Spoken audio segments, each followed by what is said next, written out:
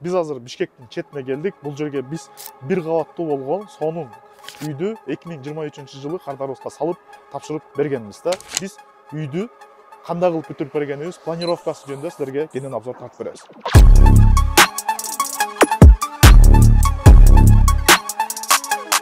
Бул жерге Кудай буйрса келечекте лестничный площадка коюлат. Ар бир кардар өзү тандайт да. Витровой карниздери дагы ушундай темный матовый цветтеги өң менен жасалган да. Үйдүн сырткы ченеми 13/10 болгон ченемде салынган үй. Баа эмнеден келип чыгат? Ушул үй жөнүндө силерге бүгүн YouTube каналдан кенен обзор тартып берели дедик. Ар бир үй бүлө татыктуу заманбап үйдө жашаганга тилектешпиз.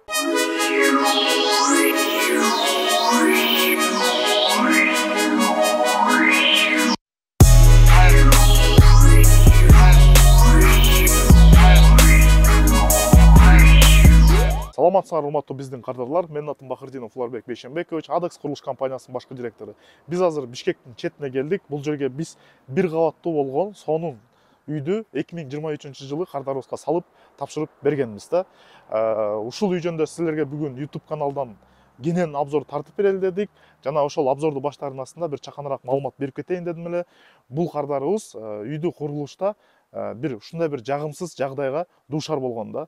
Ал жөнүндө маалымат берип кетсек, баарыңыздар билгендей эле азыркы заманда убакыт бул өтө маанилүү, өтө керектүү жана баалуу нерсе болгон себептен бизге окшогон строительный компанияларды сиз да үй салдырам десеңиз издейсиз. Ошол строительный компанияларга үйүңүздү берип, алар болсо сиздин убактыңызды үнөмдөп, материалдарды өзү алып келип, строительдерди өзү уюштуруп, тамак ашын уюштуруп, курулушту өз убагында салып сизге өткөзүп берет деген ишеним менен строительный компанияга бересиз.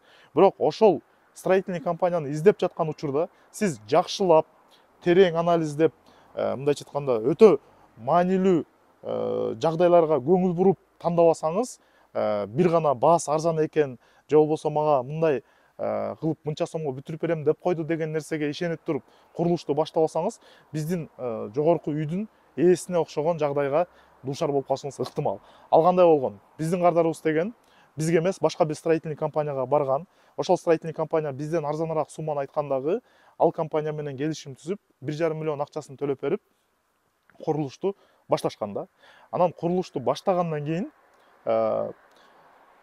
фундаменти гана бүткөн курулуштун. Ошол фундаменти бүткөн менен иши токтоп калгандагы, иши болсо токтоп калган ошол бойдон, и строительный компания таптакыр жумушун дальше уланткан эмес да.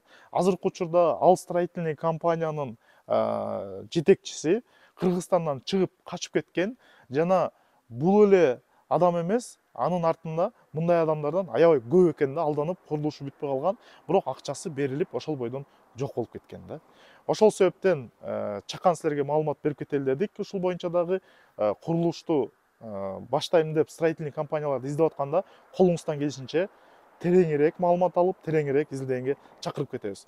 Ал эми азыр болсо видеону толугу менен көрсөңүздөр, биз үйдү кандай кылып бүтүрүп бергенибиз, планировкасы жөнүндө силерге кенен обзор тартып беребиз. Үйдүн маңдайына келдик. Маңдайына келсеңиздер, өзүңүздөр видеодон көргөндөй, маңдайында түз болгон бир эркер чыгып турат, жана ошондой эле мындай сынып чыккан эркер чыгып турат да.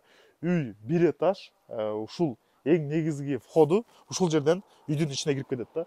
Анан крыльцонун үстүн көрсөңүздөр, биз вагонка менен кооздоп жаап кеткенбиз. Анан бул үйдүн дагы бир өзгөчөлүгү, бул эле эркерден тышкары, бул кухнянын эркери болот.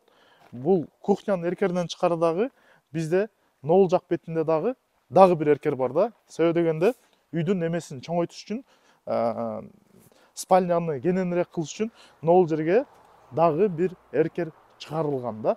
Анан эми өзүңүздөр көрсөңүздөр болот, мынакей ар бир кардар өзү тандайт да. Кааласа ушундай антрацит деген цвет, бул пластиковый терезелердики, ушундай кылса болот. Фасадын болсо техноникор менен жасап кеткенбиз, бул клиенттикин.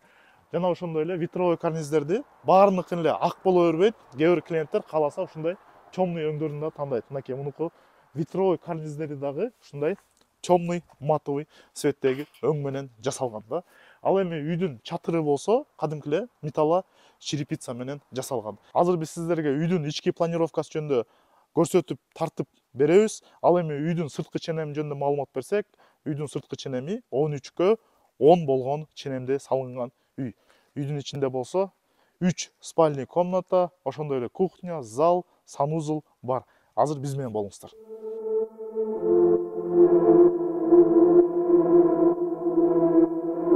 Бул жерге Кудай буйрса келечекте лестничный площадка куюлат. Ансын болсо кардарыбыз өзлөрү куймай болду.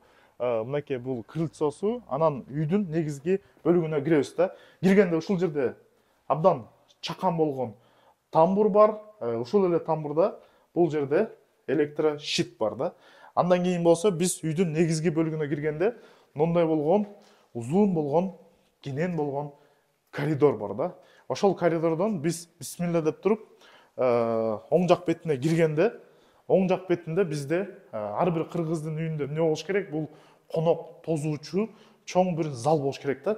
Мынакей панорамный терезелер менен ушундай болгон күн чыгышты караган сонун мындай айтканда панорамный терезеси бар. Ак пола почти көтөрүлгөн терезе, чоң зал. Залдын размери жөнүндө айтып кетсек, 6,5 га 4 ченемде.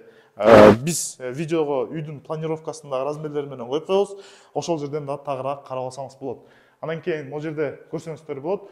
Бул жерде вентиляционный, естественный, табигый вентиляциянын трубалары турат. Бул выходы, бул жери болсо притогу да. Анан бул жерге болсо электромонтаж жасалган. Ушул жерлерге кардарыбыз келечекте лампочкаларды, люстраларды жана ошондой эле декоративный өзү каалаган нерселерди илип коюп алса болот.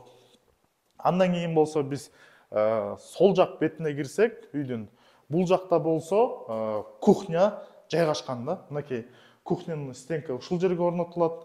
Бул жерге болсо жанакындай атайын өзүнүн столешницасы орнотулат. Жана могул эркер чыккан жеринде бул жактагы күн чыгышты караган чоң панорамный терезелер менен чай ичкенге чакан столу менен кенен болгон кухня болот. Эми ар бир үйдө кухня болуш керек, ар бир үйдө зал болуш керек, бирок ошондой эле ошол ар бир жашаган үйдө сиздин өзүңүздүн мындай өзүңүзгө ылайык болгон спальня болуш керек жана детский жана конок тозуучу комната болуш керек да.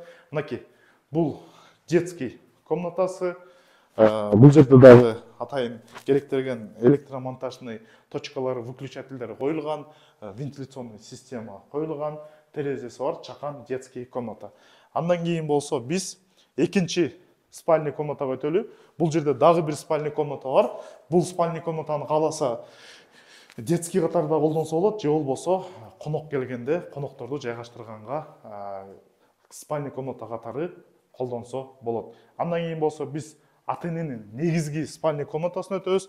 Ал болсо бояка түз киргенде жайгашкан. Мынакей көрдүңүздөр, абдан кенен. Ушул спальня комнатанын мондай панорамный чоң терезелери менен эркери чыгарылгандагы ушул эле спальный комнатада мастер спальня деп коебуз. Дагы бир санузел бар. Мынакей кенен болгон санузел. Бул санузелду болсо ата-энеси, үйдүн ээси өзү мындай айтканда колдонгонго мүмкүнчүлүк алат. Закрытый да. Мындан тышкары ушул эле үйдө общий санузел бар. Общий санузел болсо мына ушул жерде жайгашкан. Мынакей киргенде бул 2 бөлмөлүү. Биринчи бөлмөсүнө болсо бул жерге жана раковина кол жууган жана ошондой эле шкаф керектелүүчү оокаттар коюлат. Ал эми бул жагында болсо душ жана туалет жайгашкан болот буюрса. Атайын влагостойкий гипсокартон менен обшивать этип кеткенбиз.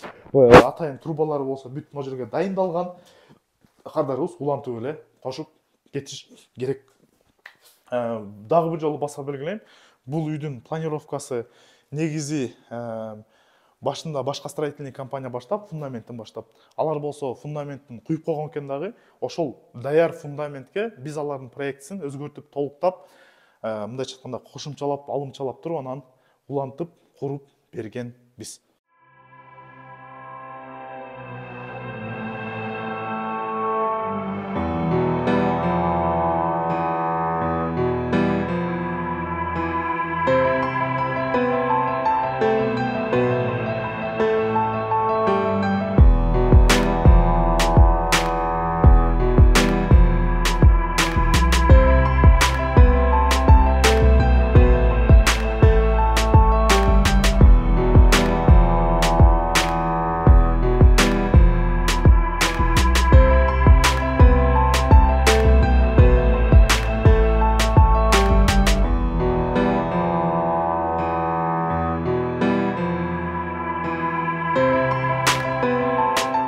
урматтуу биздин кардарлар жана келечекте биздин кардар болчу жарандар, эгерде силер ушул видеону көрүп жатсаңыздар, дагы бир жолу суранып кетебиз.